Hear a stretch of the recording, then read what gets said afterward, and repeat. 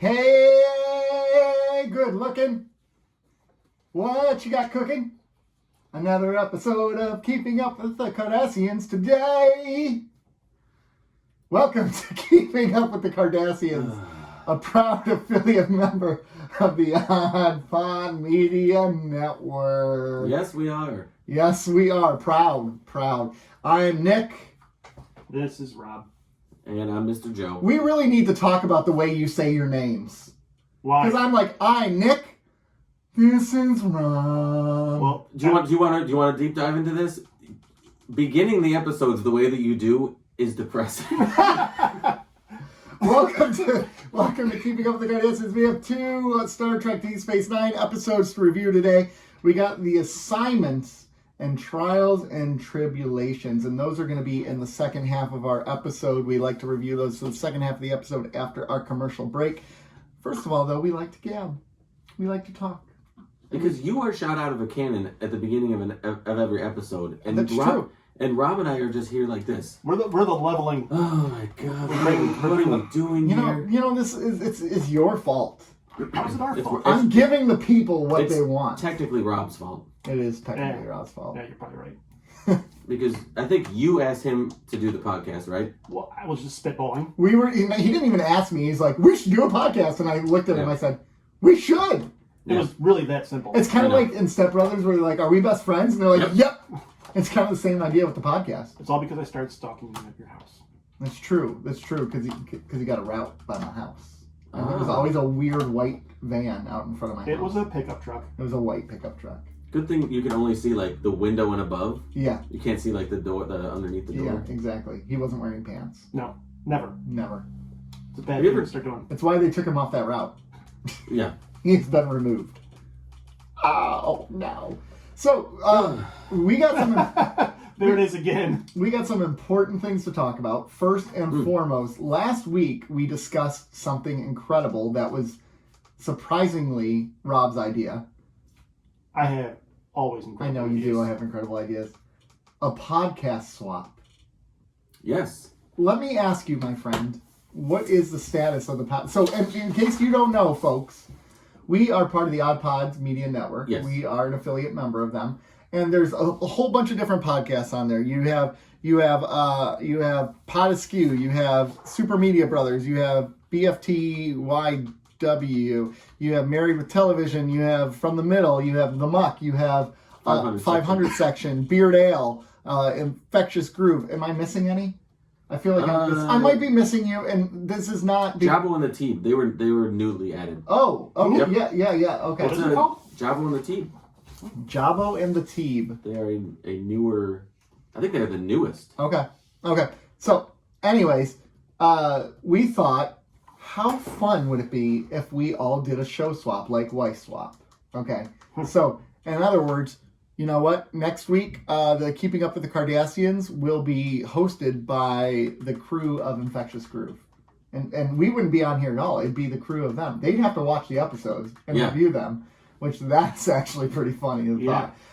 And then we would be on like Infectious Groove, for instance, or it wouldn't be like a 1-for-1 swap. We might be on the Muck or something like that, or yeah, it would be more like a lottery. You would draw a name and you would get whatever show you got. It wouldn't be a straight up swap of right. shows. So we would be all over the place. But let's just say, for instance, we get Infectious Groove. So hey, we're going to review Adele's new album, 30. Like, we wouldn't have to do an album review. We could do a topic if we wanted to. They do topics. They do topics as well. Yeah, like best. What was the one they did? A really cool recent one. I can't. Oh no, I'm missing it. I lost it in my head. But they had a really good topic more recently. But they have they have good music topics, and then they review albums. They review albums, and then like Beard Ale. Sometimes they do albums, but sometimes they'll do specific songs. Yeah. So and break down the song. Yeah. It'd be interesting whoever would get the Muck to. Oh hi, hello, hi, Nick, hello. Tina! You guys are going to start a fight. You guys are starting a fight. Nick, hi.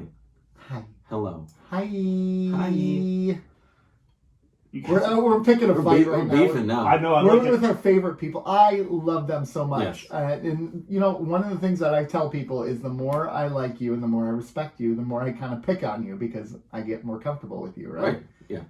That's what that is. It's all love. There's nothing serious behind it. I think their podcast is incredible. Yeah. And we talk about it a lot on here, actually.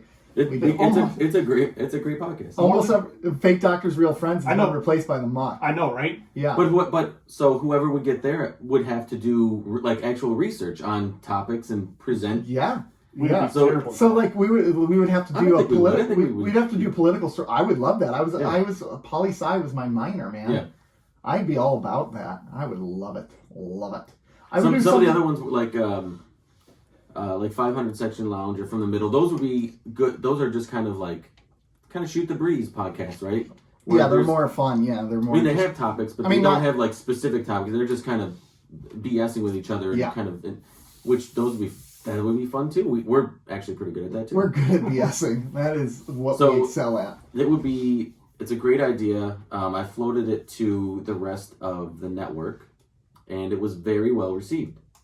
So the wheels are in motion to make this happen. There's no timeline, but there's no real timeline.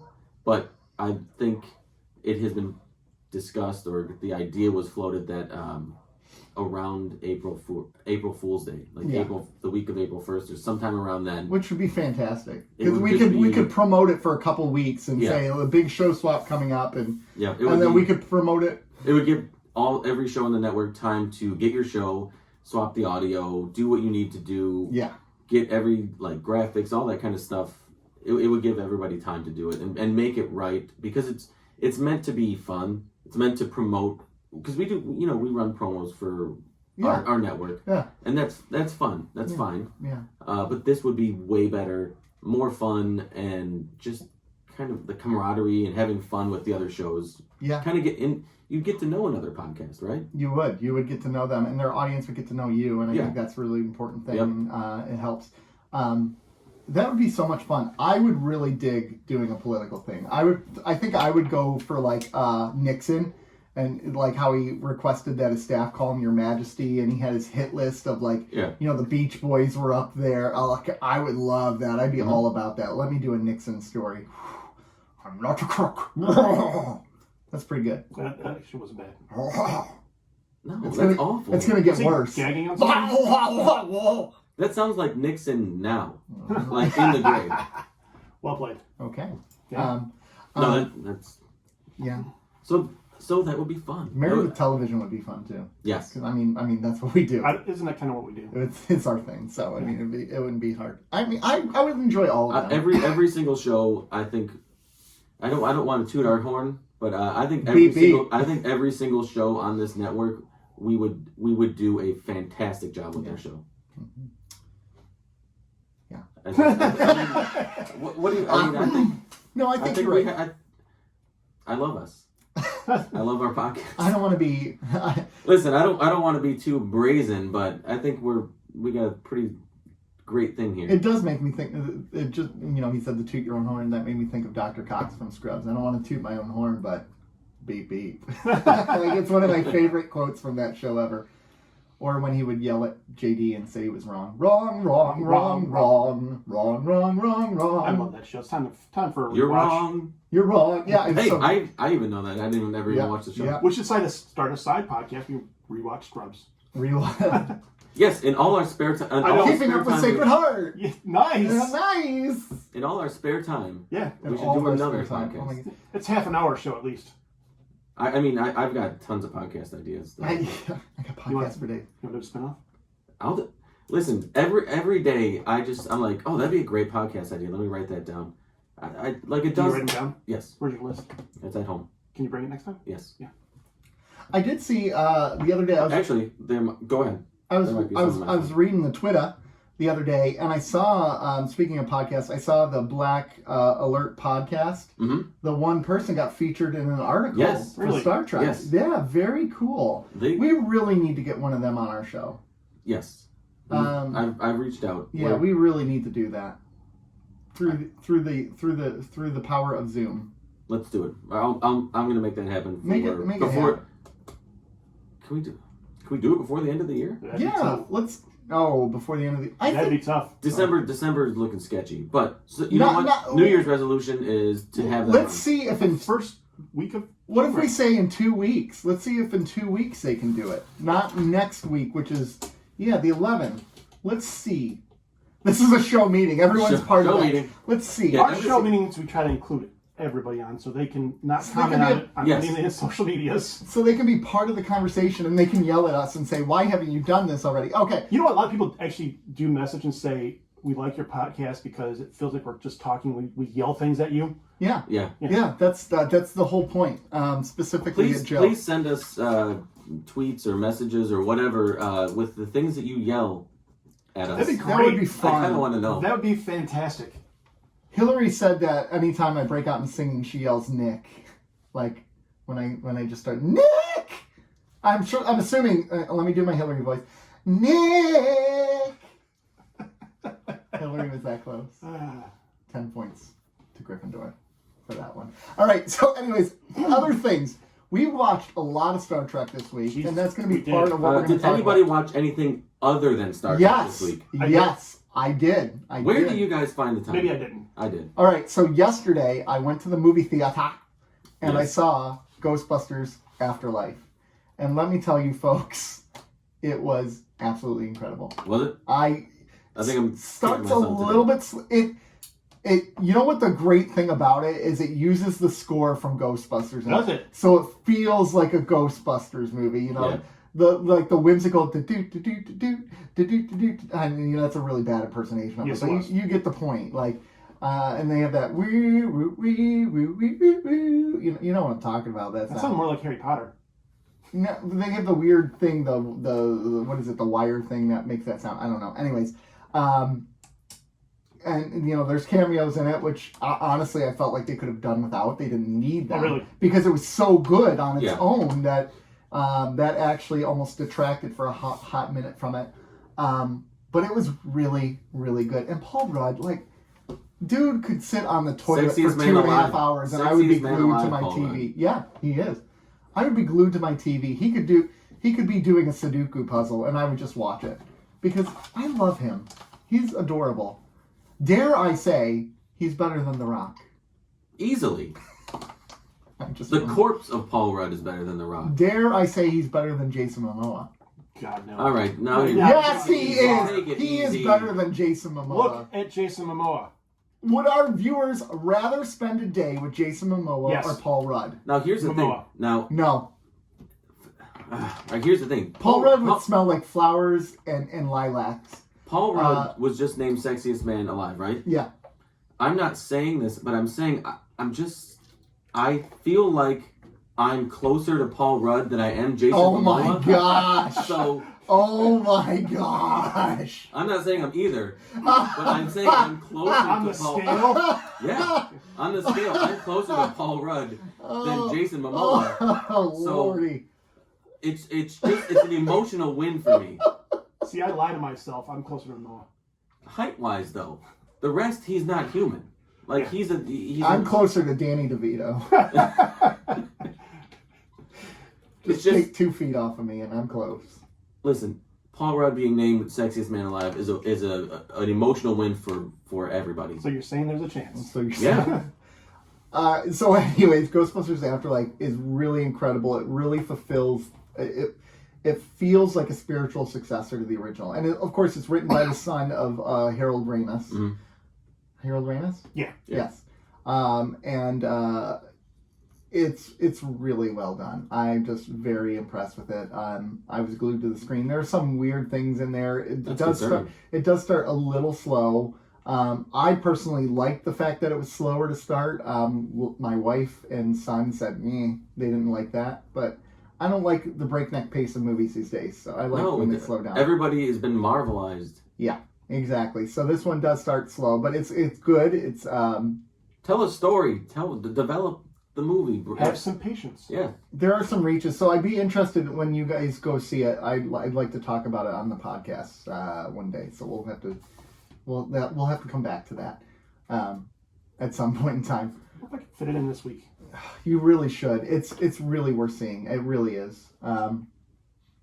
But yeah, so I saw that this week. There's other stuff that was on. Foundation finale was on, but I know you guys don't watch that. It was really good. Are you? Do you watch Dope Sick? We discussed this. Okay. Never mind. But I'm up to date with Dope. That's such a good show. Yeah. It's really. I've heard it was. good. I heard it was really. I need to get around Michael to it. Keaton is. I mean, it's Michael Keaton. Heartbreakingly good in this show. Yeah. It's Michael Keaton. I mean, why? How wouldn't he be good? It's Michael Keaton. Yeah. I love him. He's Batman. Rosario Dawson's in it. Yeah. She's such a badass in this. She always is. I love her. She's amazing. You just love everybody today? I do. I think there's one more. I think there's one more episode left in the season. Yeah. Yeah. Okay. And. Or maybe, yeah, I think I have one more episode to watch in the rest of the season, but it's such a good story. It's irritating. It's irritating because it's real life. It's real life, yeah. So it's frustrating that this actually happened. And it's a problem that our country doesn't want to take care of. It's still happening. Yeah, I think they said that this year, for the first time ever, deaths topped 100,000 from overdoses. Yeah. From the opioid overdoses we're hitting yearly. Our yearly deaths are beating our previous year's deaths, which were records. But you know what? We're not going to do anything about it because it's primarily a problem of the white people. I mean, that's I don't mean to get into something political. No, but it's also there's really a reality to that. It's true. I mean, if it's a white person, it's not an issue that needs to be solved. It's like a. No, I think no. We don't need to declare a war on it. I feel like it's different. I feel like if it was an illegal drug that was killing white people, it would be solved. But it's legal, and there's a lot of money being made by a lot of people. Yeah, that's what it is. Including people in the government. There's a lot of jobs at stake. There's a lot of money that happens and exchanges hands here. Yeah, these drug companies, like a big chunk of their money is from these addictive. So it's not a problem. Yeah, because you're making money. Yeah, that's true. Like gambling. Yeah. Yeah. When has anybody ever gone to like Gamblers Anonymous as a winning gambler? Even if you gamble, do you know what I mean? Yeah. Like as a winning gambler, it's not a problem, right? Even if you're addicted to it, like you're addicted to the rush of gambling, you have every symptom that a losing gambler has. You're just a winning gambler. Well, yeah. It's not a problem. Well, that's the same thing now with like DraftKings and all that. That's now picking up the pace, right? It's becoming such a big, multi-billion-dollar business, and no one thinks of it as an issue. But I mean, it's probably wrecked a lot of families. Right, but gambling is only a problem if you lose all the time. Yeah, exactly. Even if the symptoms and the behavior and everything is the same. Yeah, that's very true. Very true. Yeah. Anyway, we're going to move on from this. All right, let's move on. So, Star Trek Discovery picked up this week, Season 4, Episode 1. So usually in Season 4... If you're in the United States. Yeah, if you're in the United States, that's another problem. If you're in North America. Yeah, exactly. That's a huge problem because they didn't announce it until like 2 days before. What a dick move. That's a big... Because they knew all along. They were just trying to... So they didn't want the bad press until the last possible minute. So typically in Star Trek series, that's when they find their footing. It's the 4th season, right? You think about D Space. A lot of them starts in the 3rd season, though. D Space Nine was really the 4th where it truly found its. Disagree. Season 3 was fantastic. Season 3 was fantastic, but Season 4 it really took it to the next level. I mean, that's where you add Worf and the Dominion War starts to pick up. What are you, word burglar now? I know. It only got good when Worf. Yeah. Nice.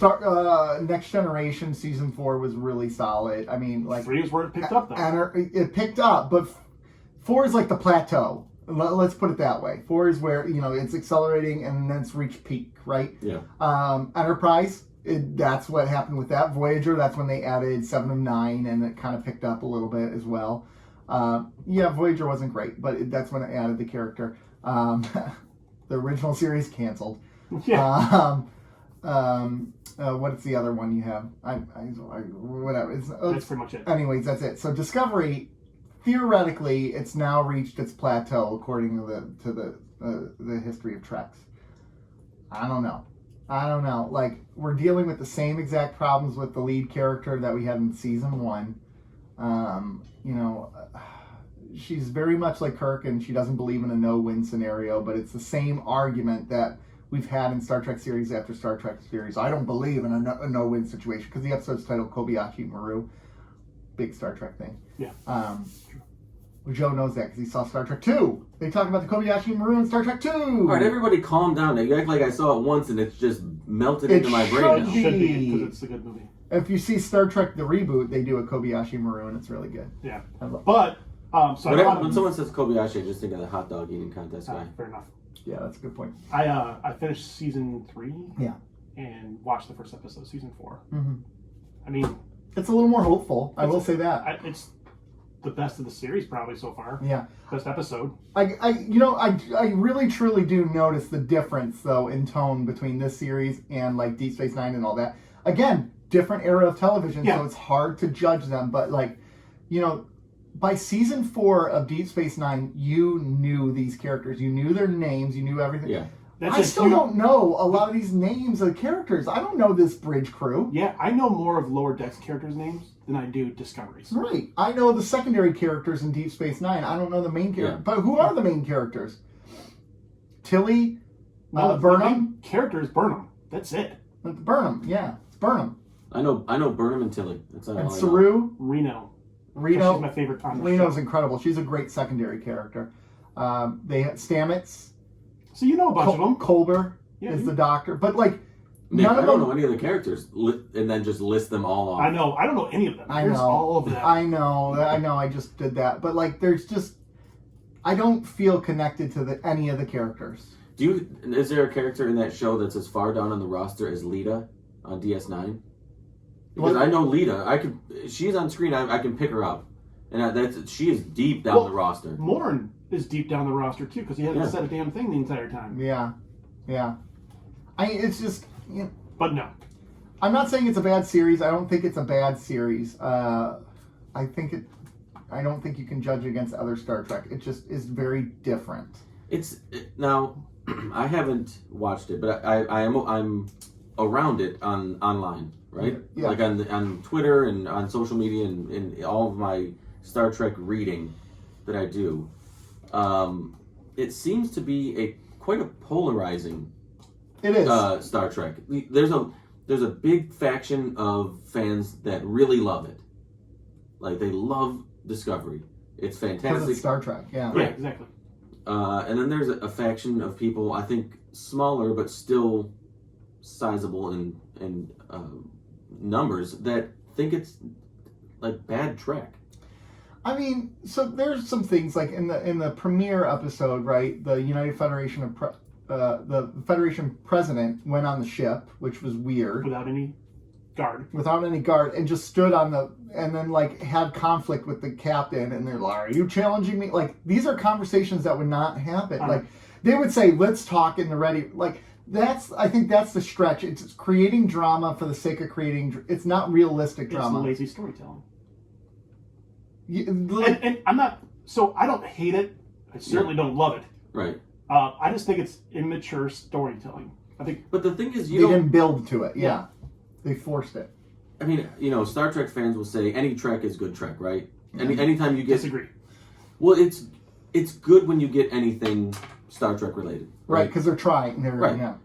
But you don't have to love everything that comes out as much as you... Yes. Everything that comes out, it doesn't have to be the best thing ever. Right. Well, and I think the way Star Trek... You can admit pluses and minuses. You can admit faults in it, and you can admit when it's good. Well, I mean, you ask anybody, they're going to rank... you ask them, what are your favorite... Rank your Star Trek movies, right? Or rank your favorite Star Trek shows. There's a ranking, but it usually starts with DS9 or Next Generation, but... 6, 2, 4. Okay, I got to rank movies? Yeah, I can rank that's those. easy. Movies are easy. I'm going to go 2 and then 1. Which are the ones I've seen. I'm going to go 2, and then I'm just going to take a long pause, and then 1. Fair enough. Wait till you see 5. Yeah.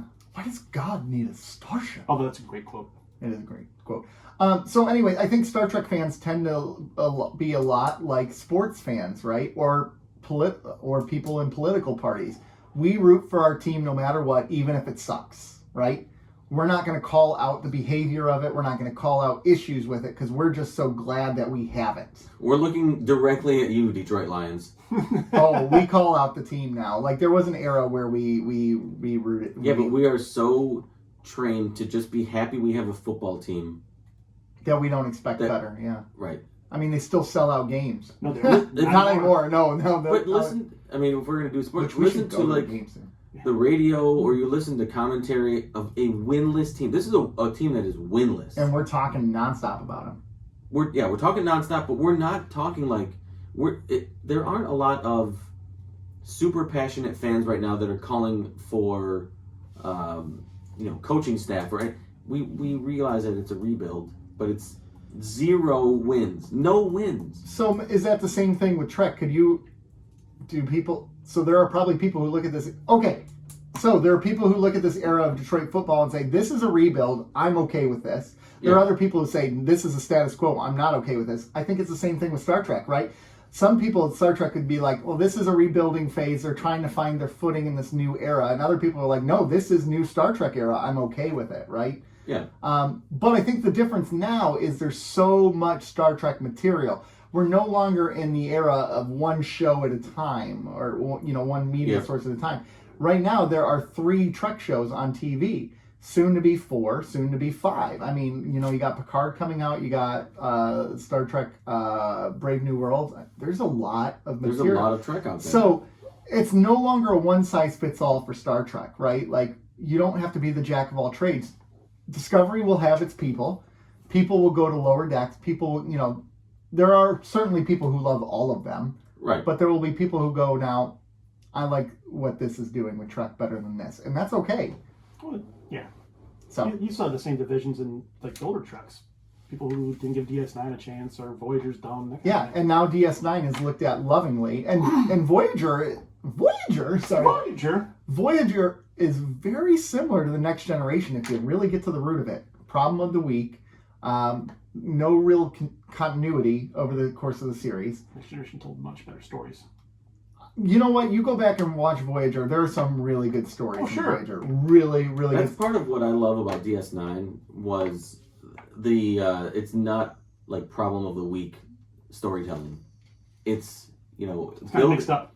Yeah, but it's building these longer story arcs, and it's building characters, and it's building rewarding relationships. It's rewarding viewership of the show. It right? is. It is. Like a Cleon from the 3rd season appears in the last episode, and we're like, hey, I remember that Cleon. Yep. Like, you thought it was a one and done thing. It's not, right? Lita. Oh wait, Lita. Yeah, never mind. But that's a G character that comes in. That comes and goes. Yeah, and we're okay with it. It's. And you see her, you're like, oh, Lita. Here's Lita. Well, even if you see the same Dabo girl that's been there since season 1, you're like, hey, she's been here since season 1. Yeah, exactly. So, anyways. One other thing I want to mention. Did you guys see that HBO special that's coming up? No. The 20-year celebration of Harry Potter? Oh, yeah, they're going to reunite the cast or something like that? I mean, I don't know. We'll see. They've done so many interviews. It's kind of like reuniting the cast of the Friends for the Friends special. I'm like, I mean, do I need that? I don't know. I don't really... Make a new Harry Potter movie and then I'll talk. Here's the thing. In general, I don't really care about reunions. Who cares? I would love a DS9 reunion. Oh, I would love a DS9 reunion. Yeah. I don't care. I don't care. Like DS9. Yeah. No, because they can't bring the whole cast back. Yeah. Holograms. They did it with Tupac. I just there's something about bringing shows back after a character dies. It's not the same. You lose the heart of the show. But I just like the Fresh Prince one was fine. Yeah. The Friends one was fine. Yeah. But they're not necessary. It's filler. No. It's filler, and it's also playing off our nostalgia, just like they do with toys now. Yeah, they do. But it's we're not going there yet. Oh, you got something else? Yeah, we have a major announcement. I don't know what you're talking. I'm just fine. I was just sitting here, and you're yelling at me. No, but that was one of your smoothest transitions you've ever had on this show. So. Yeah, that was smooth. I don't know what you're talking about. All right, what were you going to say, though? Major announcement. Well, we have... so we've had Word Burglar on the show, right? True. He was great. Yes, absolutely. We got to interview Nana Visitor. which was amazing. That was for the first interview the show's ever had to be in a Star Trek character. Yeah. Yes. Because there was a second interview. Yeah, well... The monk was first, technically. Yeah, but, I mean, it's not an interview. You're just picking a fight with the monk. I'm joking. Go ahead. Oh, gosh. I love you, Tina and Hillary. Anyways, continue. Go ahead. I do too, but... But? There's no but! You say I love you. And then... Oh, gosh. Hi. So yeah, we've had a couple interviews on the show, and so now we're gonna have another interview. We've secured our next interview, and it is Star Trek related, and we are going to interview the one and only Armin Shimerman. Come to Quarks. Quarks is fun. Come to Quarks. Don't walk around. I don't have it on there anymore. I deleted it. God, this guy. Can you seriously switch spots? I know. So we're gonna have Quark. We're having Quark on the show to discuss Star Trek, to discuss Shakespeare, because he is an author and a teacher of Shakespeare, and it's just gonna be I think he's one of our favorite characters on the show. Easily. I think he's one of the best characters on the show. I think he's one of the most misunderstood characters on the show as well. That's fair. And don't forget, we're going to talk. He's got a book as well, Illyria, Betrayal of Angels. Yes. We're going to talk about that. So yeah, huge voice actor. Yes, huge voice actor. He was also on Seinfeld. Was he? Was he? Yes, he was the Kramer's caddy. Oh my gosh! You know, one thing I can't wait to ask him about. So after DS9 ended, he was on Boston Legal. Yes. With Renee Auberjonois. Mm-hmm. They shared scenes together. How cool is that? I can't wait to ask about that. How cool is that? So we're doing that this coming Monday. We're going to talk with Armin. It's going to be fantastic. And it's going to come out in 2 weeks. Yeah, and we got some other ones coming up. We're not going to name the names of the people yet. We're still working on dates, but there's a big one that Yeah. So we have some interviews coming down the pike. Tom Hanks? Tom Hanks. It is Tom Hanks. Spoil it! It's not Tom Hanks. It's Jason Momoa! What would that be? Let's just think about that. So, Jason, how do you look oiled up? Can you show us? Jason, can you take off your shirt for us? Jason, do you know Paul Rudd? And would you kick his butt? I'm just saying. Jason, if you and Paul Rudd had children, what would it look like? Do you know Paul Rudd? What's his phone number? What's Paul Rudd's situation? Did they ask you to be sexiest man alive and you had to decline because it's obvious? Yeah. Oh, that's a good question. Yeah. Okay. But yes, we're really excited about the interview with Armin Shimerman. It's going to be great. I still can't believe it. That one developed pretty quickly. So. Yeah. It's exciting. I mean, I love the interviews that we get to do. It's different, it's fun, and it's kind of surreal to be talking to these actors and characters. My hope is that he has another Chance the fucking Rapper. And that was pretty funny. Yeah, that was pretty funny. See episode 40 for that one. Yeah. But so that's exciting. Wouldn't it be cool if we could just one of the days get multiple actors and actresses on at the same time, like a DS9 roundtable. Get Nana Visitor and Armin. I could pitch that. I mean, they do that all the time on cruises and everything like that, but But that's also cruises and they're being paid to be there. Yeah. Yeah, I know exactly. Well, that's what I mean. I'm not saying they do it all the time. It should be easy for them. It might not be as cool for them as it would be for us. Is what I'm saying. They're used to this. Yeah. Right. So, anyways, I don't know if they have a text group. I need to know this. A DS9 text group? Yes. Yeah. All right. So Ask Armin. Yeah, I'm going to. It's going to be on my little poster board. Yeah. Anything else, gentlemen? No, that's it. That's it. That's Podcast it? over. Podcast over. Bye. Podcast out. Where do you think you're doing podcast over? Instagram. It's more like...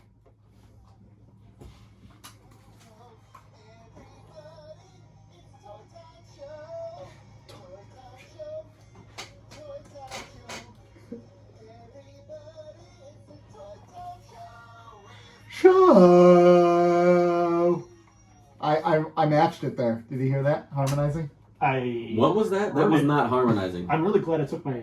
Can you... All right, I'm going to Google harmonizing right now, and it's going to say whatever this phone... of Nick. Yeah, whatever this phone just heard was the opposite What's the opposite of that? What is Toy Time with Joe today? Toy Time with Joe today is nothing. I watched so much Star Trek this week that I had no time to shop, no time to do anything. Although Rob did get something. Oh, so it's not Toy Time with Joe, it's Toy Time with Rob. It's Toy Time with Joe featuring Mr. I wish Rob. I would have done that. And every time it said Toy Time Show with Joe, and I would have just said with Rob. Overdub it on the fly. Yeah, on the fly. Toy Time with Joe featuring Mr. Rob. I'm going to be really quick with this one, though. Yeah.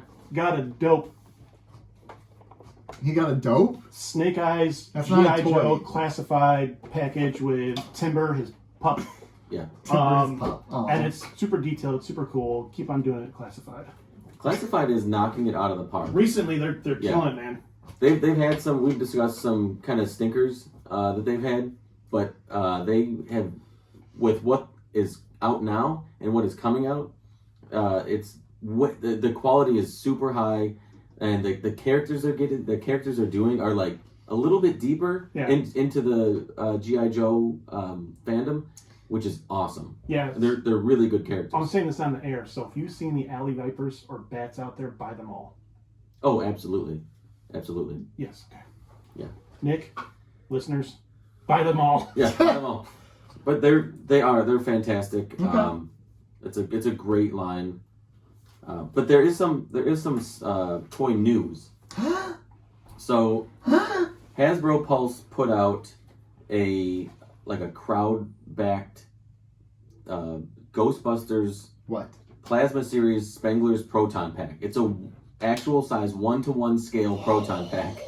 As long as it makes the sound when they turn it on, I love that sound. It has been fully funded, and it's going to be produced. How much is this bad boy going to cost? It is going to be $399. It's be $400. That's not actually bad for a 1-to-1 scale proton pack. I think I might pay that. Have you seen it? How's your wife feel about that? I don't. I mean, it's well, we're going to be in the process of a divorce by the time I purchase that. So by the time, I mean, because we're gonna be fighting over it prior to that, and she's gonna say it's me or the proton pack, and I'm gonna say naturally. I'm just seeing you walking out the front door with the backpack on, with the backpack on. Get out and never come back. If I ever find that USS flag nearby, that might happen here too. Yeah, that's true. So it's super detailed. Yeah.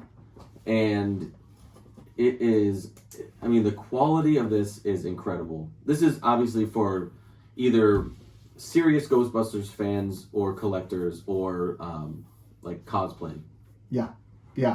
But it's amazing. You know what's funny though is like they're making this for cosplay, but like the cosplay people have already made super detailed packs. Like they've been DIYing it for years, and they've nailed some of these cosplay costumes and outfits are incredibly detailed. Yeah, they are. That's the only thing that makes me like nervous about going to Comic-Con, like real Comic-Cons, is I feel like you're obligated to dress up almost. Yeah. I don't want to go as just a normal Nick. I'm going as no one wants to see normal Nick. See, going as I went as Quark for Halloween, my thrift store Quark costume. I felt it was for putting together a Quark costume specific or strictly from thrift stores and not being cosplay quality.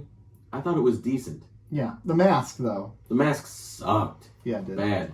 That mask sucked. The clothes worked though, and the little necklace thing. Yeah, that worked. It all worked, but then I'm like, I looked up like Quark cosplay, and I'm like, man, this sucks. I don't even look like Quark. Like you let yourself down. That's okay. It happens. But you let us down all the time. I know. It's like, you know what I'm good at? I'm consistent with disappointment.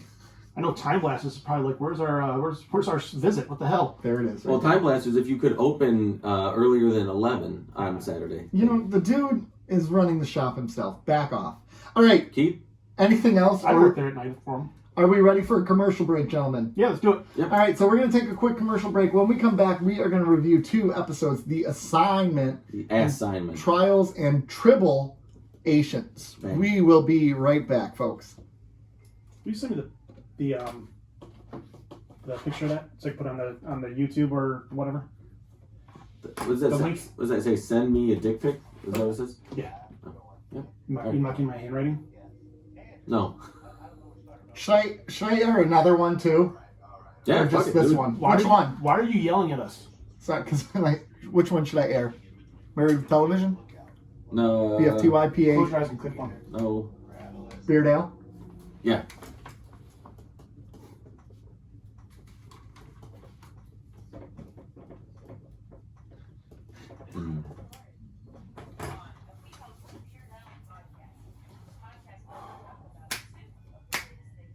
Do do do do. I love that. I love their little.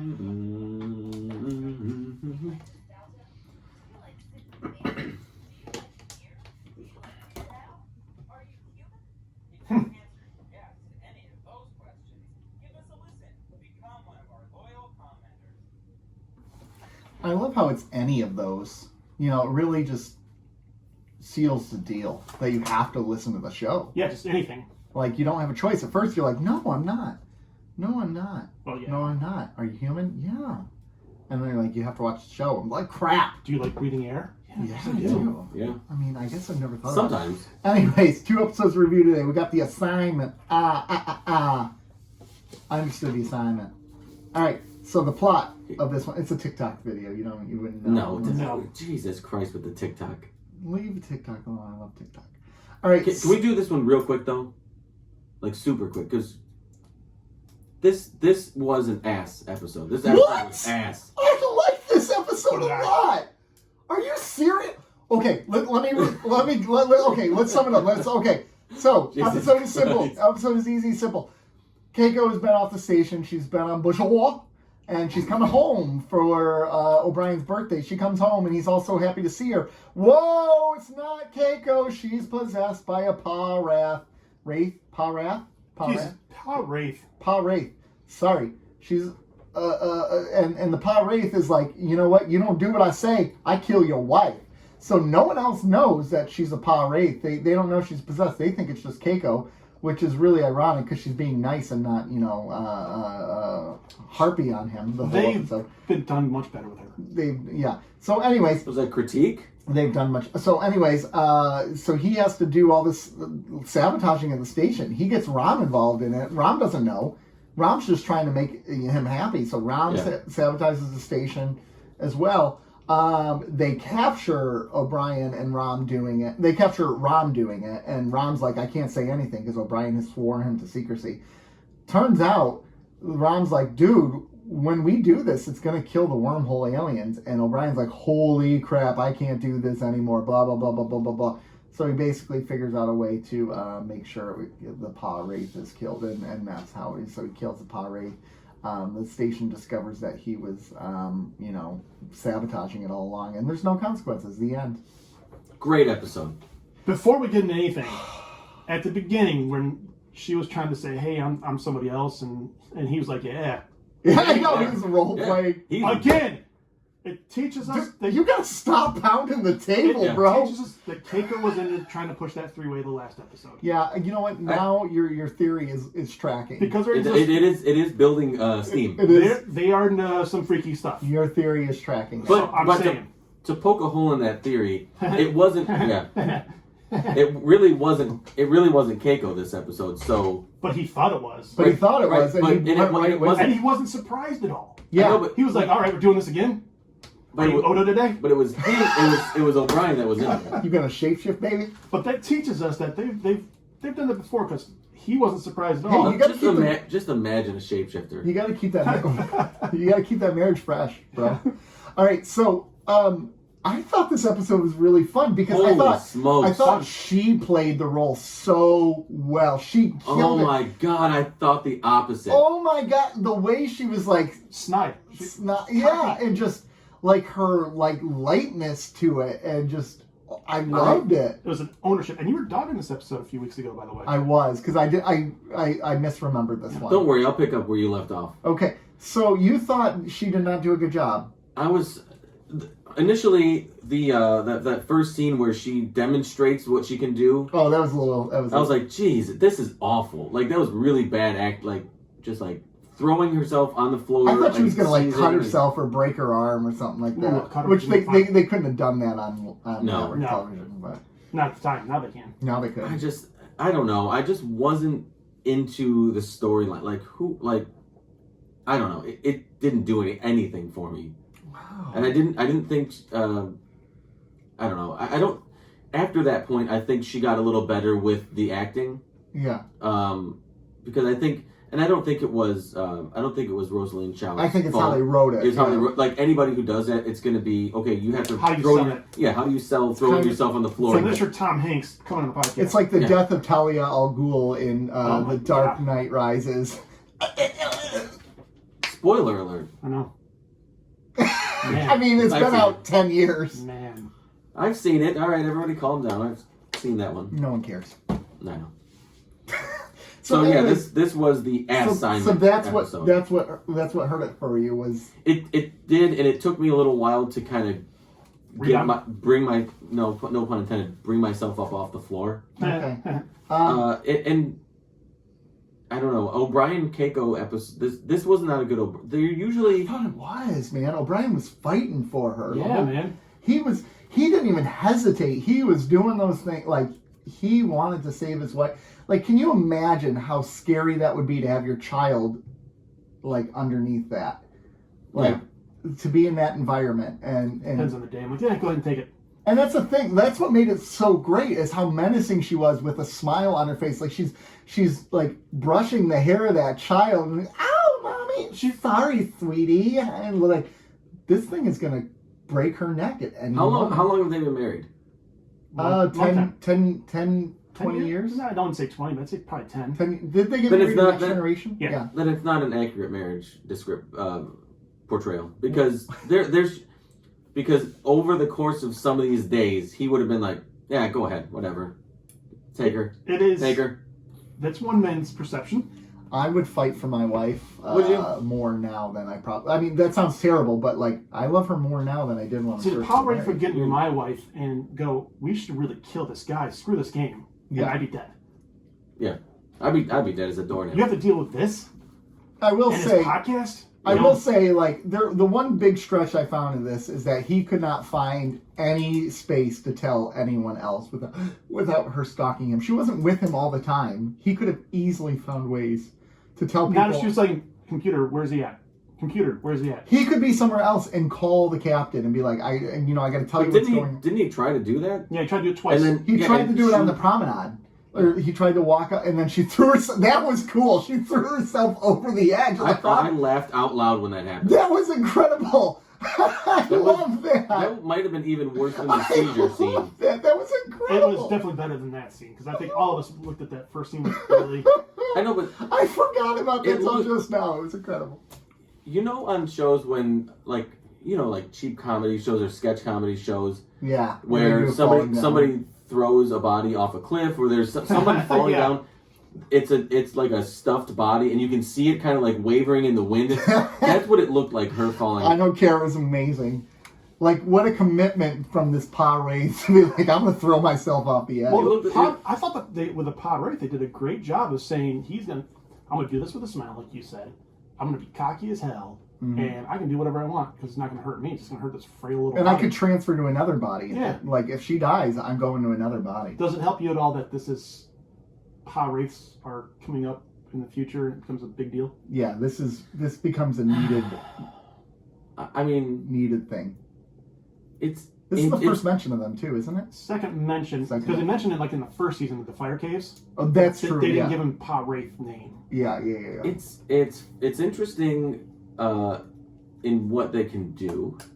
I don't think this was a great execution of it, but I don't know. You might have some problems later on. I remember folks. liking this episode now more than I thought I would.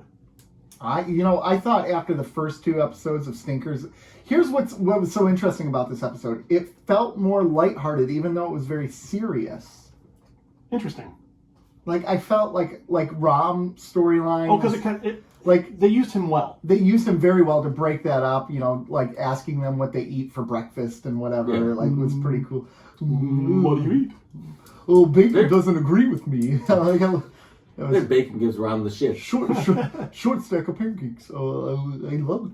Rom is amazing. I love Rom. They've done such a great job with his character. And because they could have easily just continued to make him an idiot and like just, you know, an underling to Quark and just a real non-character. Continue to not really do his character justice, but they've developed it into one of my favorite like second or third tier characters. Yeah, more than Garrick. Come on now, jeez, that hurts. That's offensive. You know what I just realized? So last week in our episode, we talked about how absurd the Fast and the Furious movies are, and I talked about the Fate of the Furious, where Dom goes evil.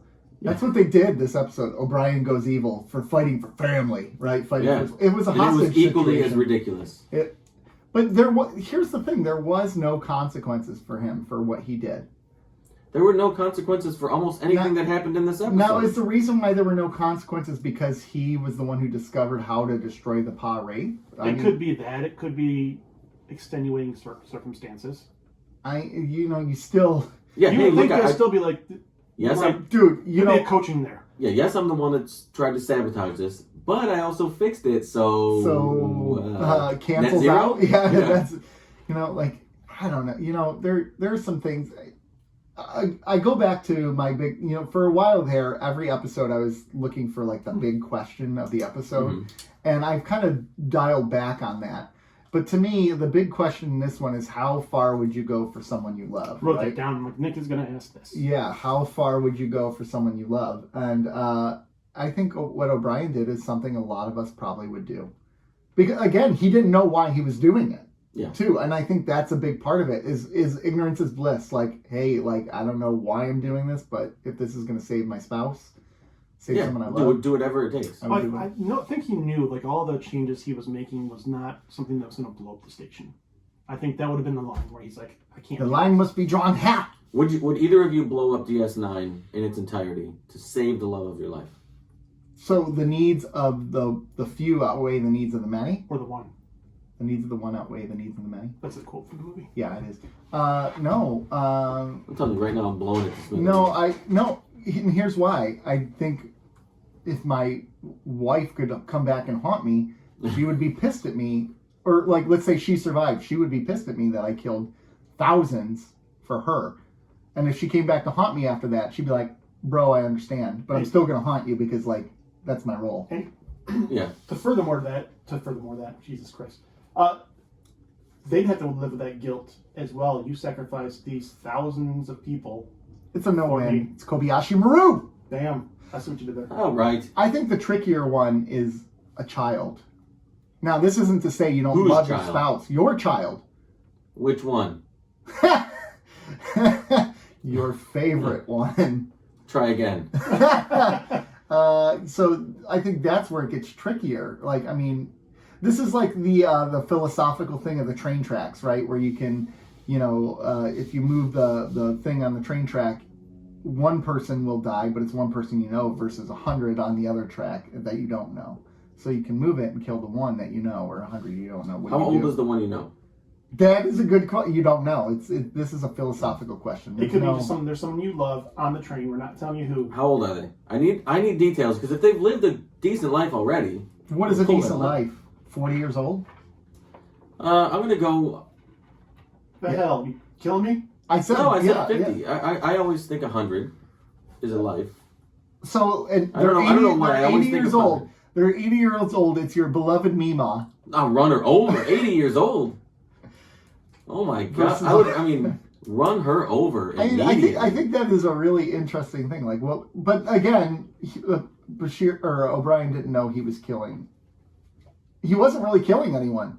He was killing non-corporeal beings. Well, they're alien. They call them aliens. They call them aliens, but he's never experienced them. And he knows nothing about them. And he didn't know what he was doing. Well, he didn't know. Was like, "Why are you trying to kill?" And then at that point, he's like, "Nah, we ain't doing this." He switched. Yeah, he switched immediately. So his decision. Thankfully, Ron was there. So his decision was he would have sacrificed his wife. Now, granted, he was finding a way to kill this Pa Wraith, but what if it didn't work? His wife would have died.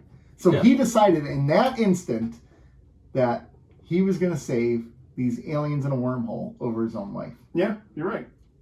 Which is really fascinating because he went both ways in this. You know, when it wasn't a life or death situation, yeah, I'm gonna risk a lot for my wife, and then when it becomes that, she going home. Yep. I didn't even think about that till just now. You're welcome. See, that's why I like this episode. This episode sucked. No, it didn't. So, one thing You suck. he knocks I out. hear that enough. I don't need. This is my safe space, Nick. And, turn my mic off while I cry. One punch. He one punched Odo. Odo's been in fistfights as a salad with the Klingons. Solid. The one punch convenient. And it wasn't even the two-hand punch. Yeah, I think they've gone away from that a little bit. Here's the thing. O'Brien, he's an Irishman. He's an Irish drinker. Yes, he's an Irish Yeah, drunk. the guy is a functional alcoholic. Right, he's an Irish drinker. He doesn't know. And Odo is a brand new human. I mean, any one of us in this room could one punch Odo. This has happened in other episodes where it's like they've been in tons of fistfights, but then you one punch them. I think there's a real difference between expecting the punch and not knowing it's coming. Fair enough. He had no clue that punch was coming. So if you don't know, if someone just turns around and cold clocks you, like, yeah, it's probably gonna knock you out. Fair enough. You're not prepared. There's no adrenaline pumping through your body. Yeah, maybe. I feel like I could one punch Odo. I'm okay with that. I do appreciate Odo finding him out, though. That was pretty cool. Like, Yes, it was nice. You know, because it seemed like a little bit of a stretch that no one would figure this out. On all the Star Trek shows, the security guard is the worst person on the ship at their job. They should all lose their job. That's correct. Yeah.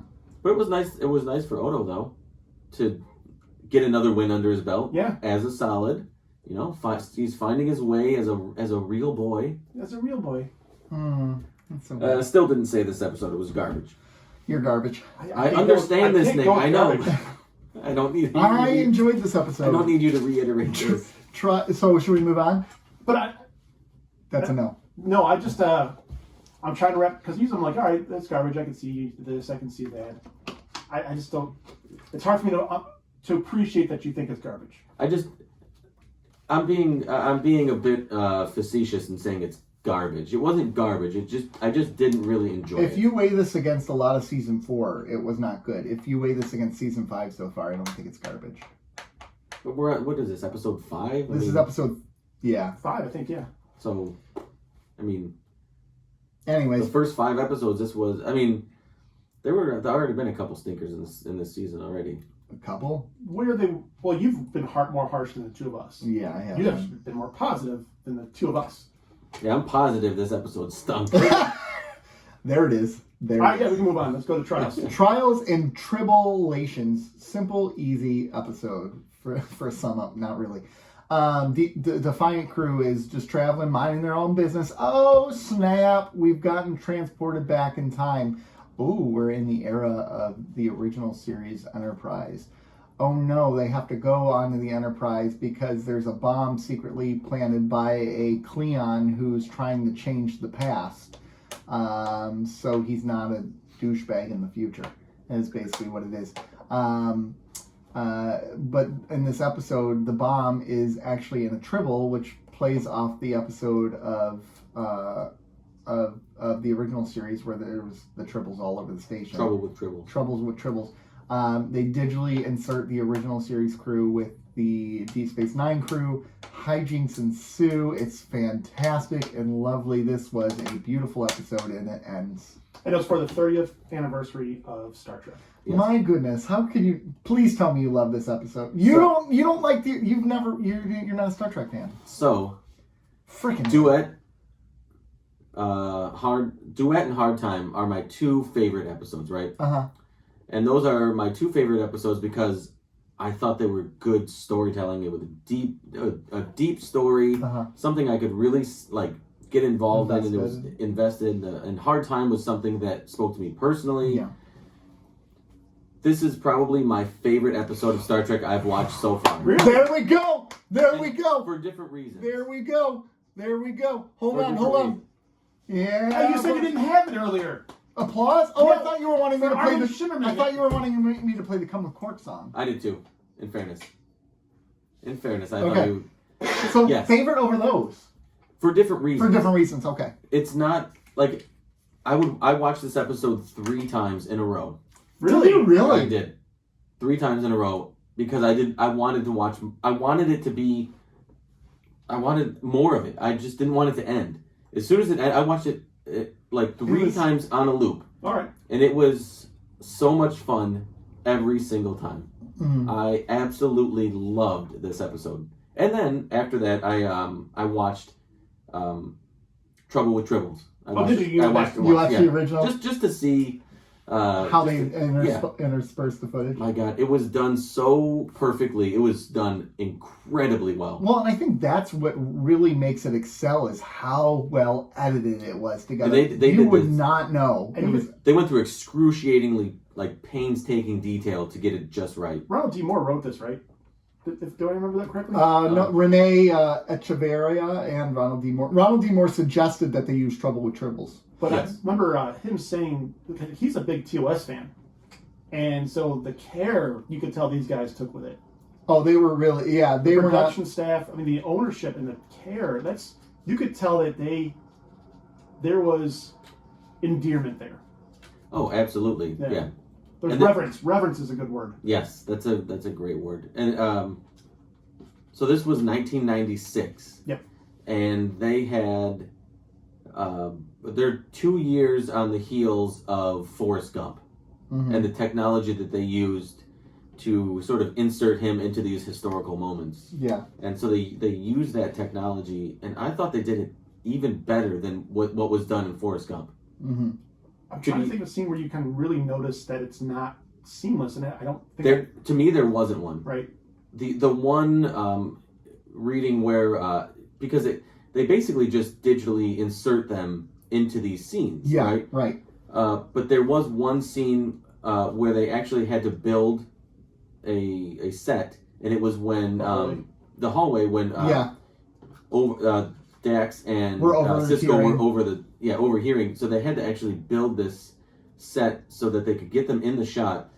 But there was, in the original, in Trouble with Tribbles, there was no panel there. Right. So they actually had to build this into the scene so they could do the scene. And even then, it was seamless. It was seamless. I like how one of the things, so in the original, so I just read that in the original, one of the problems with it are why are Tribbles constantly falling on Kirk's head in that one scene. And they have them in the chute. And they have them in the chute throwing them out. That was just such a cool little touch. So, as you guys know, I wasn't familiar with the original episode beforehand. But I did my research after I watched it, and then I watched the original episode. And I loved that there were things in this episode that, like Nick said about the Tribbles, that they went back and they explained it. Right. In a fun way. Yeah. And then when Worf tried to explain why Klingons look different, we don't talk about it. Yeah, we don't talk with outsiders. Well, and they do in Enterprise at one point. They because in Enterprise, I think that's when they set what has become canon for the difference, right? Yes. But even a little bit before that, where she's like, man, what's all the Raktaginos today? And who ordered a Raktajino? The Klingons. And everybody's looking around going, where are the Klingons? Yes. And they just look like human beings. Yeah. That was fantastic. You know what else was fantastic? The outfit the servers are wearing. Yeah. Love it. I do actually like how, oh my gosh, there's so much good about, because the original series was highly sexual, right? Yeah. And they made all these characters highly sexual between the outfits. The nurse who was hitting on Bashir, who he thought was his grandmother, great grandmother, which was a really good scene. He's like, I gotta go hook up with this lady who's my grandmother. He's I'll be right back. I gotta go bang my grandma. He's justifying it. Yeah. But the highly sexualized nature of it, and then you have Dax, who's like, "Ooh, this is I fit right in here, right?" Because she hooked up with McCoy, the hands of a surgeon. Hands of a surgeon. I love that. I love that Bashir was talking himself into it. He's like, if I don't bang my grandma, nothing happens. I gotta do this. I gotta do this for the greater good. Yeah, yeah. When you get back to the future, and I never existed, I want to see the look on your face. That was pretty great. This episode was just so much fun. Even the temporal investigation police or whatever, where they're like, we don't do humor and stuff like that, or the line of, I guess you guys are always on time, by Dax. Yeah. It's just like all the little quirks they. Well, I like that because it's another joke that Dax told that fell flat with its audience. Yeah. All of them do, and that's what makes it so great. And just like her horn dog status around Cisco, and he's just like, "Come on, knock it off!" Well, right? One of the I was reading some Her wanting reviews, McCoy or Spock. and some people dogged the episode because everybody was like they wouldn't be in reverence of Kirk. They would out of character. I'm like, I don't know if I saw Abraham Lincoln, I might be a fanboy. Oh, well, the equivalent would be this is 100 years, right? 100 years ago. So 2020, so 19. You're going to the 1920 era or whatever. I mean, it would be the equivalent of like this isn't 1920s, this is 40s. But if you saw Franklin Roosevelt or Harry Truman, like John F. Kennedy, you would be in awe of these people. Oh my God. Yeah, you'd want to see them. You'd want to be around them. You'd want to talk to them. And Kirk saved the world, the Federation, multiple times. Oh, good for him. Yeah. Yeah. So I think you would be like, yeah. And I love the fact that they wrote all these characters in awe of this legendary person. Well, and I also like how at one point when they were in the mess hall, they did not know what Kirk looked like because they're like, "There's Kirk," and it's just some random guy. It was his stunt double. Oh, in the original series. Ah, so it was a joke. Yeah, in joke. It was an in joke. Plus, they wouldn't really know what they look like unless you were like really that into history. I mean, I feel like I would know what Abraham Lincoln would look like. Well, yeah. I feel like I would know Tall, what Truman would look like. Wears a hat. Beard. You know what though? If you're lanky, maybe not though, because I'm thinking about this like athlete now that I watch all the time. If I just walk past them on the street, I probably wouldn't pay attention to it. Yeah, if you walk by Kirby Puckett, you would maybe not know it's Kirby Puckett. Kirby Puckett is blind, isn't he? I don't know. Didn't he die? I think he died. Yeah. Did you guys just kill Kirby Puckett? Kirby Puckett's dead. All right. Let me look that up. Gosh, that's a name I hadn't heard in a while. He was amazing. You're welcome. Kirby Puckett, Tony Gwynn, those were some of my favorite ball players. You know what they are? They were good hitters.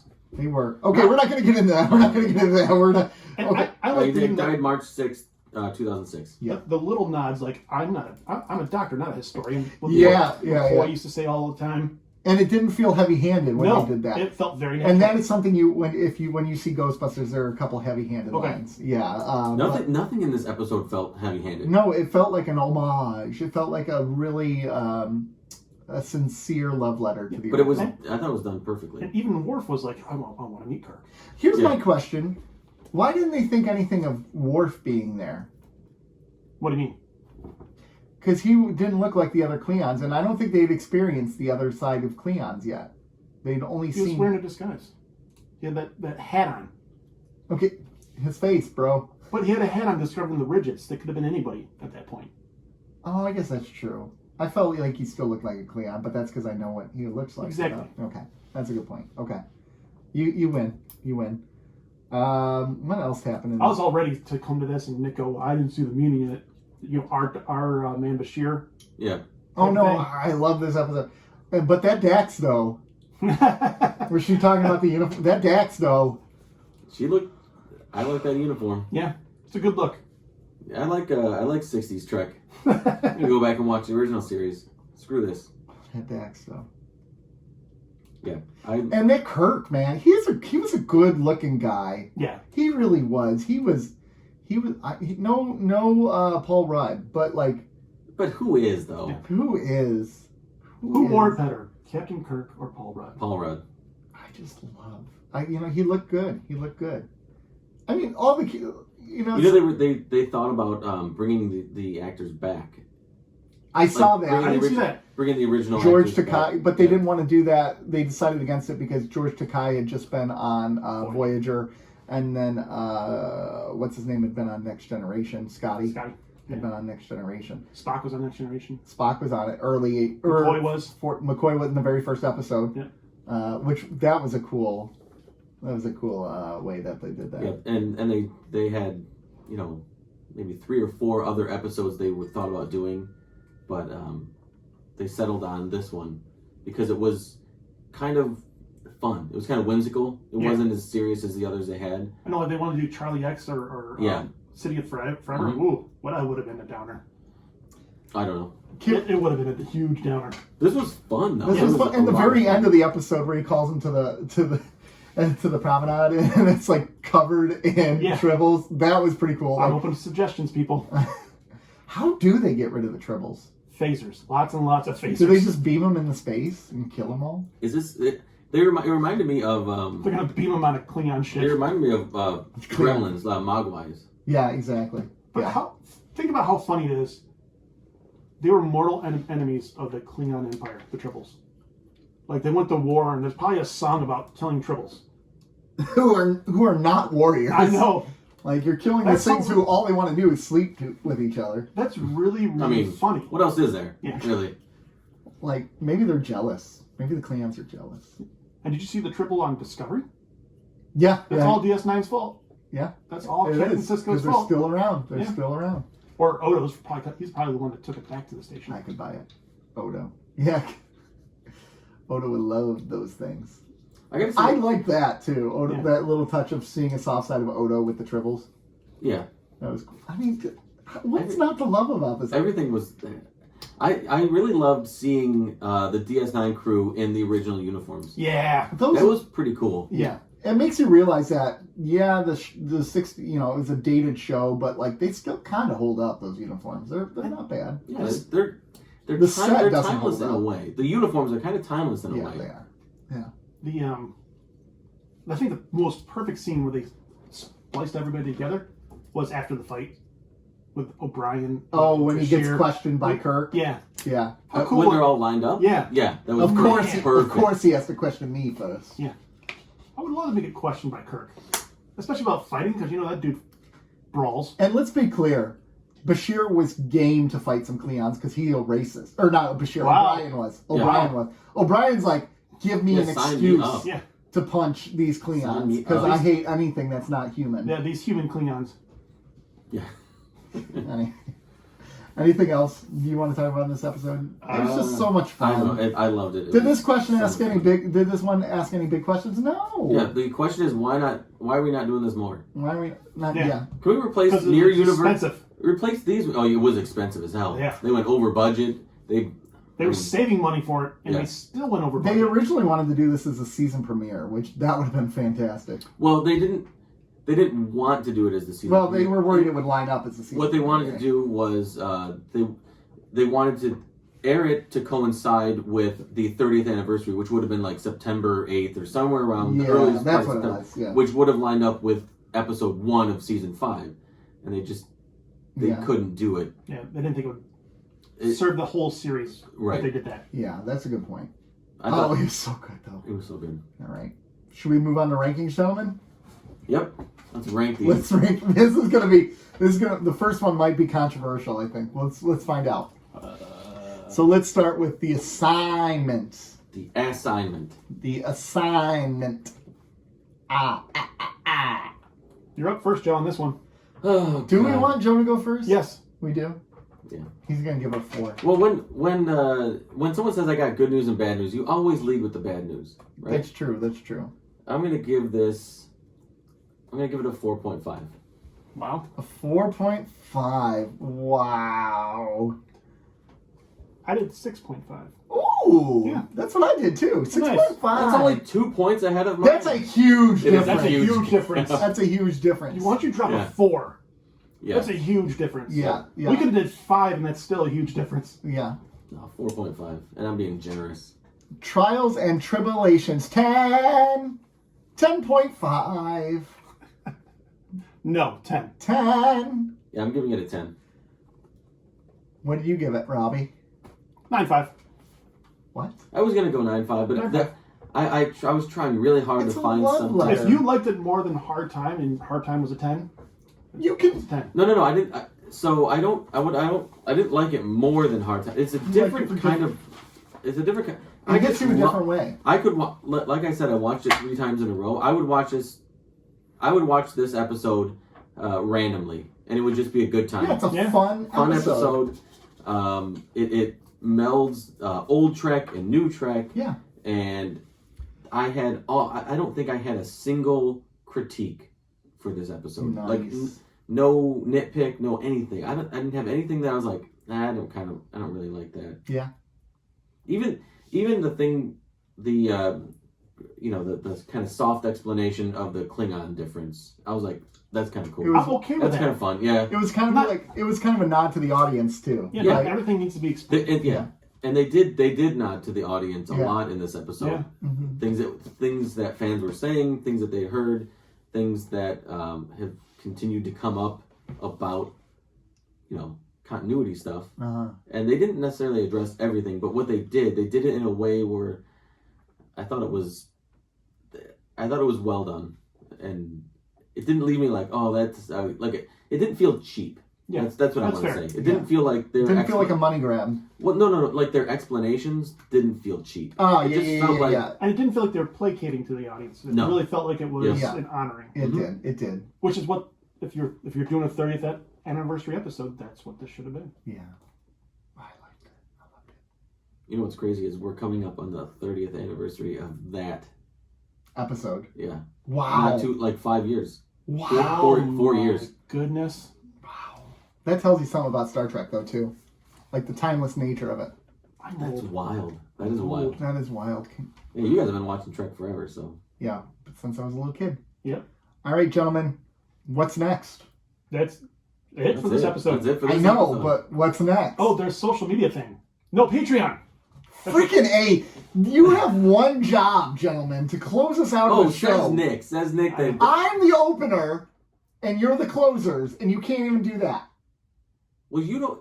This is a show meeting. No, there's no show meeting. That was not a good transition. What's next? What's next? Yeah, that's not. That was you know what? Like we have. You have a responsibility to know where we're at in the show and when we're there at the show. You've let me down. Yeah, but usually you. I have a couple things to say. Usually couple you play questions. us off. You're like, okay, well, we're done with our ratings. Music. I have a couple questions. Who do you think you are? And 2, what gives you the right? Number 1, Mitch Hedberg. Number 2, I don't know. Yeah. Because I'm Mitch Hedberg. I love Mitch Hedberg. All right, gentlemen. So Patreon, you should join us. Yeah. In our Patreon. Join Hillary and join Annette. Yeah. In becoming Patreons and support our show. Support our. What are the tiers? The tiers are. What is it? 2, 5, and 10. 2, 5, 10. So 2 is you get a shout out on the show, and you get a nice handwritten love note from us. Love note. Yeah, it is a love note. I'm a subscribe. Note. You should have saw some of the raunchy stuff I wrote in these notes. Oh my gosh. No. And then Jason Momoa. Heart. Yeah. Just draw pictures. I'm just gonna send them to very anatomically correct pictures of Jason Momoa. That's the new tier. Yeah. For $5, you can get all of that nonsense, and then you can also get access to 2 bonus Patreon episodes. Yeah. Per month. Yeah. And for $10, the top tier, you can get everything in the bottom 2 tiers, plus every other month we do a live Q&A, which I think the first one we're going to do in December sometime. Like right around the corner. Yeah. So if any of that interests you, you can support the show. You can pay for our lie detector, which is absolutely a go. Once we get the funds for this, I 100% say we do this. My gosh. I don't think Nick's into it though. Well, Nick can be the administrator, right? I mean, that's cool with me. Yeah. Yeah. That's cool with me. Yeah, that's fine. Yeah. Whatever. That's fine. I'll take a sideline seat on that one. That's cool. I've already done a couple. I don't need to do another. We heard the story. Yeah, that was a fun story. Yeah. Fun, Have either of you ever taken a breathalyzer? No. I've taken 2 of those. Oh. I would like to take one. I'm a saint.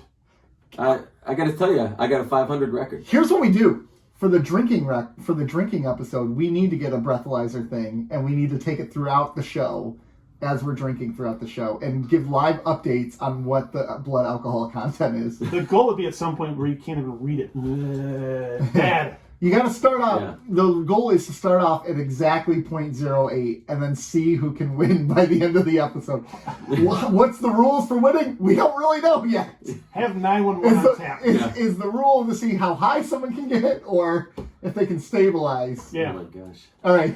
So yeah, if you want to support this show, and our future alcoholism. Yeah.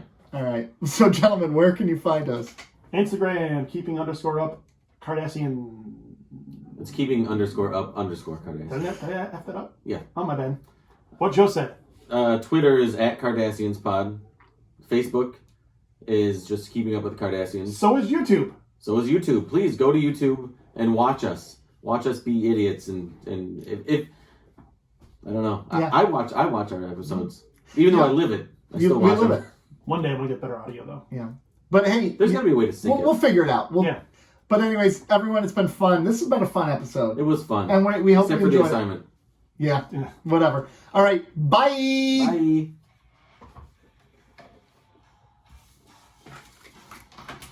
Ooh, do.